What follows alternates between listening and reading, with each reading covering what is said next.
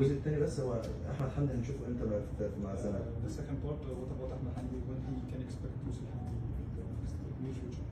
Hamdi injured himself yesterday on training, حمدي اصاب نفسه امبارح في التدريبات. so we will see how bad it is. لسه محتاجين نشوف مدى سوء الاصابه دي. توقعنا في تغيير ناصر ماهر انه يكون موجود على اساس لاعب يقدر يمسك لك كوره، مع ان صلاح مصدق عمل مجهود كويس جدا، ولكن توقعنا ان يعني فتوح يكون له دور على اساس انت محتاج لاعب يقف على الكوره، ولكن شفناه ما شاركش. والجزء الثاني انت ممكن يكون احمد حسن. تمام. So we saw Fatah today in the squad, and however the good effort that Salah did in the game, he expected to see Fatah in the change of Maher to keep the ball more than Salah. So what do you think about this? We thought about this option. We hesitated between this option and Salah option. احنا كنا بنفكر في ده، بس كنا مترددين بين الاختيار ده واختيار ان احنا ننزل صلاح.